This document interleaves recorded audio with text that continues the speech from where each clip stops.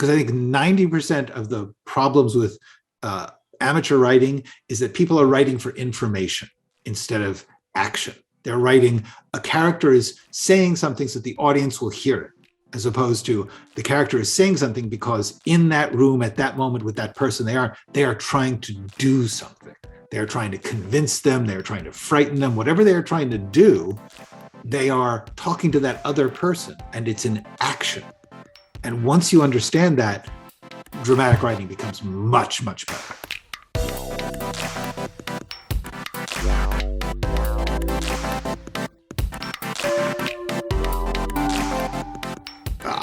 I'm currently a writing teacher. I have been writing professionally for movies and TVs for about 25 years, up until the last 2 years when I stopped and started teaching full-time, mostly on YouTube, because it just seemed like a cool way to reach out to people all over the world and not just the people who I could meet in Los Angeles. And so my first professional job, I started really young. Like I started trying to write when I was like 10, 11 years old. Just, I think out of a sense of the world was not particularly enjoyable. And so fiction was a better place to be. And I wrote, I tried to make movies. I went to a very hippie-based experimental elementary school, what you guys would call primary school, I guess. Anyway, and it was back in the 1960s, and they taught us how to make movies as part of a class. Just like, here, this is a Super 8 camera. This is how you make it. This is how you make a cut and things. And so I learned how to do that really, really young. So, but there were no like how-to books at the time. So when I was in high school, I actually was making silent films, which, because there was no sync sound for those cameras. And so I studied silent films to try and understand how you did them. And for a while, I made silent films, which is actually not a bad thing to learn, because you have to learn sort of the basics of how a film communicates in certain ways. But that got frustrating. So then I ended up writing plays, because I was in high school and you could do a play in high school and people would put it on. So I did that, and that led to, there was a woman in the audience of a high school play I did who was a producer, an independent producer, and she hired me in my senior year of high school to adapt a novel for like, it may have been for nothing. So it may not actually be a professional job. I think there was like a little bit of money involved, like $100 or something. So that technically was my first professional job. And I had no idea what I was doing. About 5 years later, when I got out of college, I was working in New York City as an office temp, and I got a job working for a company. I became their development person. It was an indie film producing company, and they were trying to produce a low-budget movie, and the script was really bad. And at a certain point, I got really frustrated with it, and I said, look, I will write a script to show you how much better this could be. And so that was actually technically my second professional job, because and then I was an office temp for 10 years. And during that time, a script I wrote when I got out of college got picked up by David Picker, who used to run Paramount, I think, United Artists. Anyway, he was this great producer, and he optioned that script. So that kind of was my first professional job, in that it was a real, actual Hollywood person actually paying me. But he couldn't get that done. So another 5 years went by. And eventually that same script, which was then 10 or 12 years old, got optioned through Tribeca, De Niro's company. And I worked on rewrites for them. So technically, that's my first professional job. But that was 15 or more years after I had been like full-time trying to work. you know, that sort of romantic vision of somebody who like travels around the world and does different jobs and becomes the great American novelist. I was that, but only within Manhattan. I would go from office to office, and I was all over. I worked for 2 weeks at Columbia University. I worked way down on Wall Street. I worked at the Metropolitan Museum. I worked for a textile mill office. I worked at Bloomingdale's, the department store, in their marketing department. I mean, it was a long time. I had a lot of jobs, and I got to see a lot of different parts of the city and work environments and businesses, because I worked for a pharmaceutical advertising company. So I actually sort of glommed up a lot of urban 1980s life that I wouldn't ordinarily have had. So that was what I was doing. And periodically I would get a little, like I optioned that script, that gave me a summer off. That was enough money to take a couple months off and write. And then I would go back to temping. So that it was just literally sometimes just a different desk every day, sometimes 2 or 3 weeks.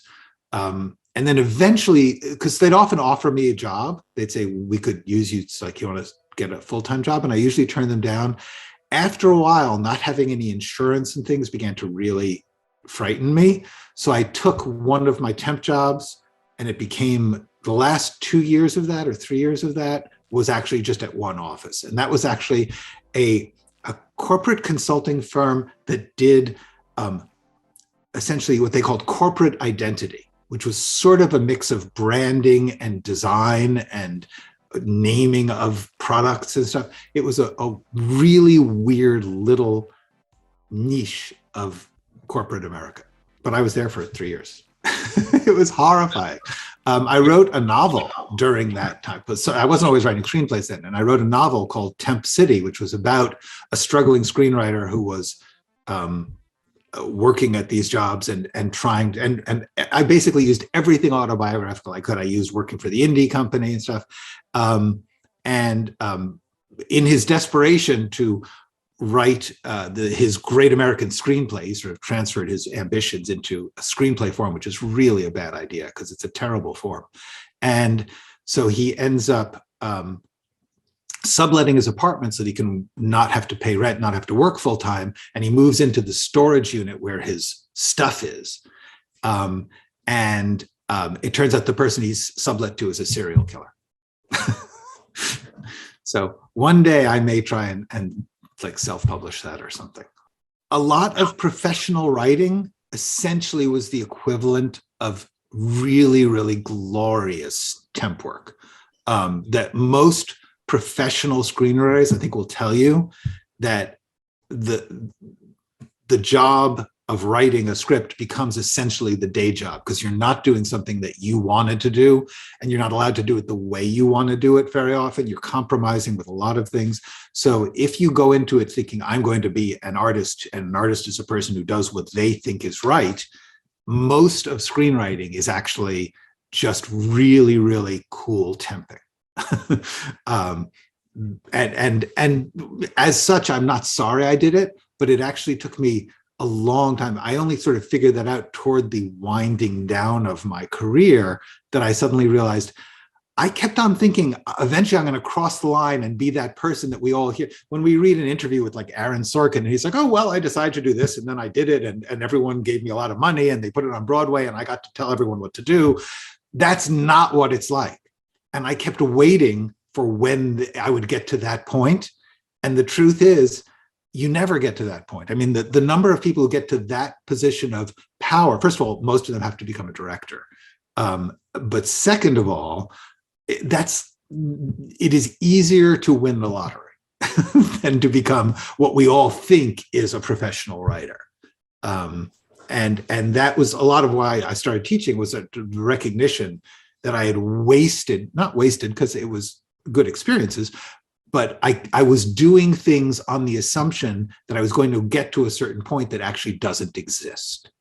And it's not bad to do those things, but it's bad to do them if you're doing them in order to get to a thing that doesn't exist. Don't wait for your life to happen after you succeed. Your life is right now, and the more you can make your life stable and productive and enjoyable, no matter what you're doing artistically, the better that actually is for your art, because it gives you a position in which you're not so terrified or not so desperate that when somebody comes along with some bad deal or some crippling bad idea for your script, and they're like, well, we'll make it, but only if you destroy it. And you're like, I have to, because it'll get me to where I get to give everyone orders. And not being in that position of desperation is really valuable, because you can say, no, that would destroy my script. I'll do something else for you, but I'm not going to do that. That's very hard to get to if you are putting your life on hold until you make it. And worse, once you make it and you're in the business and you're talking to a lot of other people, they are all frightened of losing whatever they have or not getting the next step or getting to whatever they. So honestly, almost everyone in the business that we think of as these happy, productive people that get to tell everyone what to do, they are all terrified and desperately trying not to fall out of that thing, so that their life isn't happening either. So it's really useful to actually live your life and make your life sustainable and good, no matter what. So my taste is a weird thing, because my taste is sort of like an eternal vacuum cleaner trying to pull in everything I can find. So that has, unfortunately, influenced my writing style, because that's my writing style, is I will just go all over the place, which is not particularly beloved in the business. The business tends to be like, oh, if you're writing like this, it should be like this. And the rules are pretty strict, especially per genre. And I think partly because of my own nature, but also because of when I grew up, because I grew up in the late 60s and early 1970s, which classically was the part of Hollywood history where Hollywood fell apart and a lot of outside influences came in. And so when I was going to the movies as a teenager, it's like, oh yeah, you got like The Godfather, which is this gangster movie, but also this character drama. Of course, that's fine. We do that. That's not a problem. That stopped. Well, it didn't stop, but it got like reabsorbed. But it had already imprinted in myself in my brain as like, if you're going to do something, you want to break down the genre rules or the expectations. And I think that that's not a great thing if you're trying to succeed in the business, in the sense of get professional jobs. It's probably better, I don't know. I can't in good faith say it's better to limit your talent, but be prepared for the fact that people tend to get thrown if you have like a science fiction movie that all of a sudden breaks down into like Cassavetes character scenes, which I think would be amazing. It's like, why aren't they doing that? Why is there no, rom-com set in the Old West? I don't understand why this is not happening. But anyway, yes, everything I do is filtered through what I'm taking in, and I think of it like a toolbox. It's like everything I watch, I'm like, how could I do that? Which is sometimes dangerous, because I'll want to do something that I'm actually not qualified to do. But I always want to. Like when I go into like an art supply store, I'm like, oh, I want to do watercolors. Oh, I want to, So that's the way I am with style. And I tend to just like mimic it. Like if I watch something, I talk like that for a couple hours.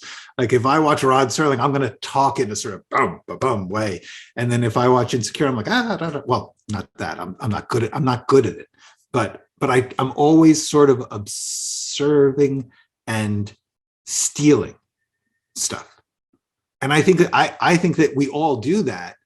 The more you're conscious of it, and the more you can actively make use of it and actively push yourself. Like if you really love science fiction, take some time to watch rom-coms, take some time to figure out how they work, because the more tools you have when you have to write a scene, the more you say, I can think of 30 possibilities for how this scene can go. And if you haven't watched a lot of stuff, you don't have 30 possibilities, you have 2.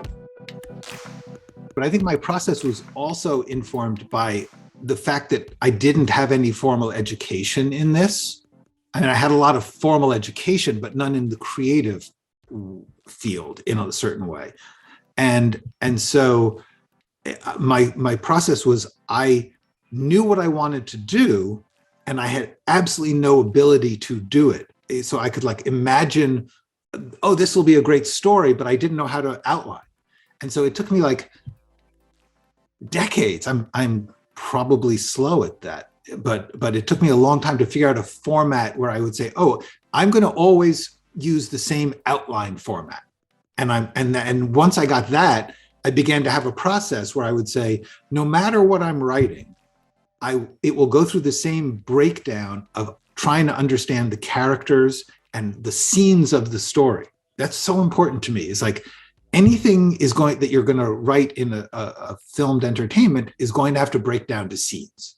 Everything is in a scene. There's nothing that you can watch that isn't in a scene. So therefore, I need to know what the scenes are. And I started to think of outline as, this is the scenes. And I worked up an outline format that helps me to break things down into scenes. And then I started to write, like I would write characters, outlines, I would write each one in its own document. And eventually I was like, I have way too many documents. So I started to put them all into one place. And so I sort of developed what I think is a pretty practical method that helps me. I know lots of people have different methods, but now no matter what I write it the same way, which that's when I began to actually get comfortable writing. Until then, I was just like, I have this feeling, I have gifts, but I can't make them work. So I would say actually having a process that has nothing to do with anything except how your brain works and getting it written down. I would say I can't imagine a process that doesn't involve writing it down. Like if you're saying, I'm going to think that, like if I'm going to, and I know some people think this way, it's like, I'm going to picture the movie in my head and I'm going to get it all the way through. And then I'm going to really quickly write down what I see. And that's fine. But I personally can't keep the whole thing in my head. So the more that you can just get used to writing things down and keeping them in some way that you don't lose them and that you can find them when you're working in one place, that is the most important thing about process that I know of.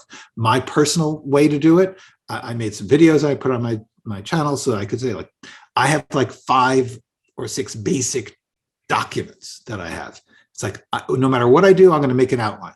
No matter what I do, I'm going to put all my character stuff and my theme stuff in this bigger overview Bible, whatever you want to call it. And that process has now saved me to the point that no matter what anyone says, like, can you do this? If it's in terms of writing, I know I can do it because I can put it into that process. But every single work is going to be different. So that's to me is the most important thing, is to recognize that your process should be about you, and the work itself, that comes and goes. Basically, you lose all control. And I think that it's hard to emphasize how little control a writer has. In the TV/streaming business, some writers, showrunner writers, of which there are just a microscopic percentage of actual working writers, have a good amount of control. But everyone who's working under them, not so much. And certainly anybody in film, you are really not important. And so, and that's just the way it's built. That's the way that the business is built, because first of all, writers get fired often. So therefore, it's not like, everyone says like, oh, you need the script is going to, without the script, you don't have anything. And that's kind of technically true, but that's without the script. not without the writer. So they can get rid of writers and keep the script, and then have somebody else write a different part of the script. So your importance is really, really minimal, which is the exact opposite of what it's like to actually write something by yourself, because then you are everything. If you don't say it or do it, it doesn't happen. So people who are writing by themselves don't understand that they are going to be a part of a larger production entity, a business entity, which has a goal, which is being determined by other people than you. Sometimes you and they will get along really well, and then they talk to you and collaborate with you and listen to you, and that's fabulous. But it's not part of it's not built in. That's just people getting along well. The part that's built in is, once you have written a script, that script exists independent of you, and you are disposable. And the other thing is, anytime you have people collaborating on a work of art, but especially a script or a story, which is very, very abstract in a sense, everyone's going to have a different view of it. Like if I say to you, story about somebody going off to find their birth parents, we will all think of such different people in such different worlds, let alone when you start to think about like a scene or a story, or even how a line is said. Everyone who reads that hears it slightly differently. And so when it comes to the process of actually making it, that difference becomes like amplified into physical reality. Like things are just different than you thought. Plus then production gets in the way, and different people's taste gets in the way. So the answer is, when you are writing, you are creating something all by yourself, which is a wonderful, fulfilling experience. When you start to work professionally with other people, you change job description to being a person who does a task using their gifts and their personality and their skills for the job as required. And that's what happens. If the job, just like any job, if your boss is nice and you get along and your boss sees things the same way you do, that's really fun. Otherwise, it's like, okay, well, I'm doing this job because I want to pay my rent. That's not bad. It's not wrong. The jobs of creating a motion picture from a script are different than writing it. The needs, the problems, the everything about it is, writing something is not the end of the process, which is something that is really hard to conceive of until you've done it a bunch of times, which is why I personally suggest, if at all possible, try to get stuff done. I mean, even like some cheapo genre thing that is sort of a joke, but it doesn't matter because people want to make it because they want to make that type of thing.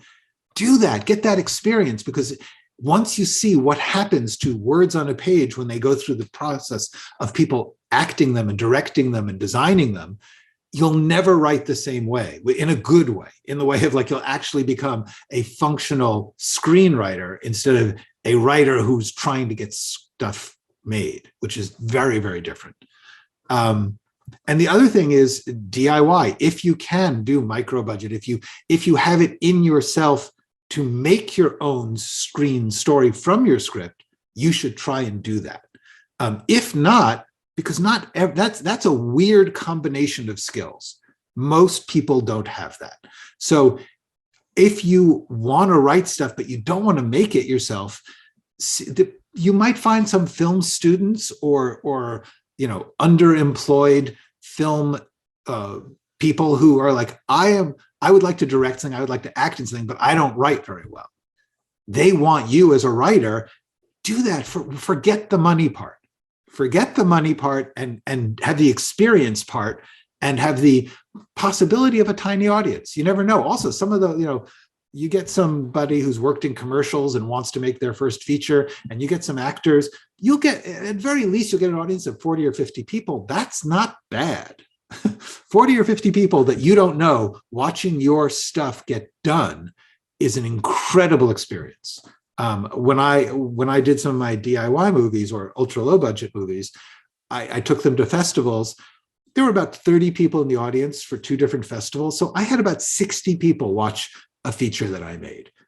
It was an amazing experience. I would have loved more, but it didn't work out that way. But if you don't have that experience, you're sort of not yet really doing the thing, the art.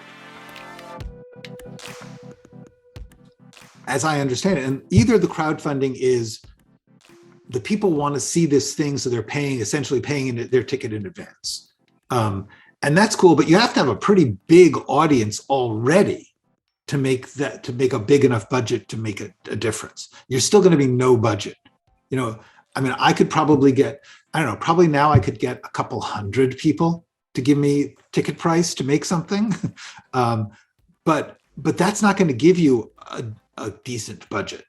It's really not. So therefore, crowdfunding, because crowdfunding isn't going to have any input on the script. That's the thing about crowdfunding. They're like, I'll buy it. I'll buy it sight unseen. Whereas anything else, money steers the production. Any other form of production, somebody with the money says, therefore I get to apply my taste. I think this ending is bad, or I want to cast a different person. That's built into any form of financing. So actually, you have more creative freedom with crowdfunding. You just have to work on what you can afford. I mean, obviously, no, not even obviously. I was going to say, obviously, you get great actors when you get lots of money. There's a lot of great actors who will work for nothing. So that's not really it. And the thing about the quality of writing, the one thing that is really amazing about no budget production is the thing that is absolutely the cheapest is the writing. It is free. A good script costs no more than a bad script as far as writing costs. As far as like what it takes to write it, same thing. So therefore, that's like your most infinitely flexible part of no budget. And so therefore you can make that really, really good, which is a really good, like if something even looks and sounds badly, even if the actors are bad, if the script is really good, if the story and the characters or the language or something about it is really interesting, people will often forgive everything else. And I'm not talking about, multiplex audiences. I'm not talking about, that's not going to happen. That's a ridiculous expectation. But people who are into the art will be like, oh, that's a really crappy lens, but I don't care because that's a good shot. That's a good story. I like that, how that person is expressing themselves. That doesn't cost anything. So as far as I'm concerned, the quality of the writing is completely unrelated to the budget. You have to write for your budget. Like you shouldn't write something that you can't afford to shoot. And assume, like if you have an imagination that is like, like the fleet of sailing ships goes out and conquers Atlantis, don't write it as a script. It's like scripts are not for that. And scripts are not the best form to write in. I really urge people to question whether or not they should write scripts at all, because so many people, they're writing scripts because they watch shows and they watch movies, and therefore they think, oh, what I really want to do is have a movie. I don't want to have a script. Most people who are writing scripts don't like writing scripts. They just want to make a movie. And they honestly, and they're watching like Marvel movies. Well, Marvel movies are made by literally 1,000 or more people and $200 million. Okay. That's insane to make that your entry-level job. So I guess what I'm saying is either learn the language, like learn other languages, or like filmmaking languages, like ultra low budget, or just read a book and write a book. J.R.R. Tolkien did not write the script for Lord of the Rings. He wrote the book, he wrote the story, he wrote the characters, he wrote the world. All that stuff is available in words. None of that is available in screenwriting. Screenwriting is the most limited artificial, business pummeled art form that you can imagine. I mean, except for maybe architecture, I cannot imagine a less creative art flow in an art form. Maybe like writing symphonic music, but other than that, any art form is better. Do a podcast if you like dialogue and acting. You know, a narrative podcast was sort of basically a radio play. Amazing. You can do all sorts of things. So, so my feeling about budget is really question whether what you want to do is doable in the form you're choosing, and be open to other forms, because there are so many forms available right now. And you can mix them. Like there's some really great fiction that also involves drawings or graphics, sort of mixing graphic novels and novels, or, you know, podcasts, or like there's some graphic novels that have big fiction sections. There's podcasts, there's all these ways to mix and match creative narrative structures, gaming, and it's insane not to be open to that just because you like going to the theater and seeing a certain kind of movie. You know, I would love to be in charge of a government. I would love to take my country and say, hey, let's do this and not that. That's not going to happen. Even if I'm the greatest, like even if I would be the greatest benevolent dictator of my country, it's not going to happen. So if I really care about my country and I want to do this, I should get involved in my community neighborhood board. You know, I should do whatever I can do. And as far as the budget of a creative project, the ability to write characters and stories and inventive ways of expressing yourself is open at the lowest budget level now. And especially now, because the technology has opened up so much. Like it used to be that even the lowest no budget, you had to hire an editor, you had to buy an editing machine. You can do it all now from your home laptop. The production value available to anyone is enormous. So if you can't tell a good story through that, really question what you think you're going to do, because it's all like you can start right now and learn the technology available to you right now for a couple $100, maybe a couple thousand if you really want to get some, you know, a good quality lens and stuff. But that's where crowdfunding should be. When you crowdfund bigger than that, there's a problem, because I would assume that's essentially the same as distribution problems. In other words, what's going to appeal to a crowd of strangers? And then it's going to be the genre or some other element or a cool trailer, you know, but all of that stuff is still going to feed into things that are essentially distribution questions. And what you really want from crowdfunding is somebody who just says, go do your thing. If you are not doing that with crowdfunding, you're wasting your time, because you're not going to make enough to make a difference. You can just, you know, take your birthday present money for a couple of years and you can have enough for a budget. You know, if you're starting to get into the tens of thousands, if your budget is that high, crowdfund, I can't imagine that crowdfunding is a good way to do that unless you have someone involved who has 10,000 followers. But that's the only way that I can think of that's going to happen. So I guess my main point about crowdfunding is I kind of don't see the point.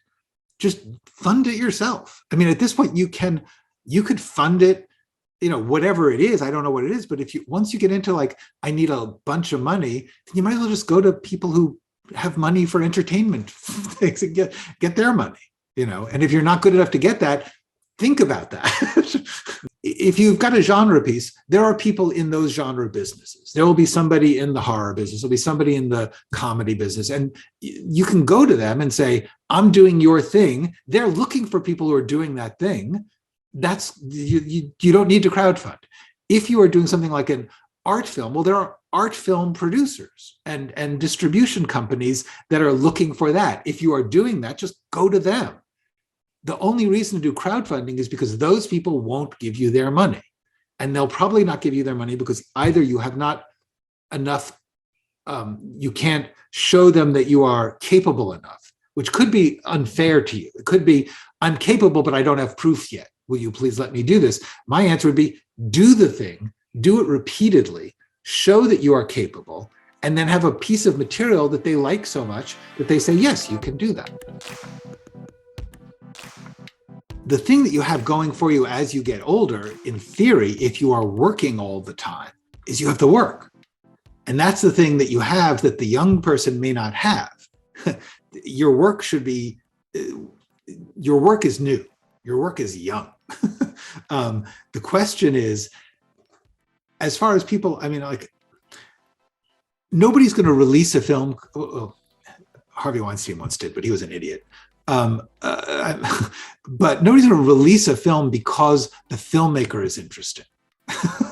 And there's actually a really cool documentary about the guy that he did for us. It's a guy named Troy Duffy. And I can't remember the name of, if you Google Troy Duffy documentary, it'll say, but basically it was this guy who had a lot more swagger than needed. And he did a movie called The Boondock Saints, which was interesting, but then he completely imploded. And that's sort of the problem, is if you're people in the distribution field will want to sell the story of the filmmaker, but only if the film itself is valuable, you know. And so you can't do anything about that. You are who you are. You do it. The question is your work interesting? Is your work competent? Is your work stylish in its own style, whatever style that is? And that, in theory, no one knows how old you are when they read that script. And so there, in that sense, your age is only an example, like an opportunity to get better every script. But agents, people like that, they are in the business of, because they're going to be saying, I have to sell this person to a writing staff, because they are not actually going to like promote you. And I guarantee you, no one's going to be saying, oh, I want that old man. Because even if I have a lot of credits, first of all, they're old credits. And second of all, agents, et cetera, are looking to what the future earnings are going to be. The immediate earnings don't really matter. It's the future earnings. And my future earnings are extremely limited. The answer is, at a certain point, it is highly unlikely that you can get professional success in the sense of getting picked up if you have not had a fairly successful career in some other form. If you come to screenwriting from theater and you're good, you know, you're well known in theater and you're 50, you'll be okay. But if you are an aspiring filmmaker at 50 or 60, that's hard. At 30 or 40, no. But the main thing is, I would say, define success. You know, what's the success? If you can keep doing good, interesting work and submitting it to people, that's your job. That's actually your whole job. Will you get full-time employment from it? Probably not. On the other hand, if you're a painter, you probably won't get full-time employment out of it. If you're a novelist, okay, even like I know successful, respected novelists who have to teach at universities because they cannot make a living full-time on novels.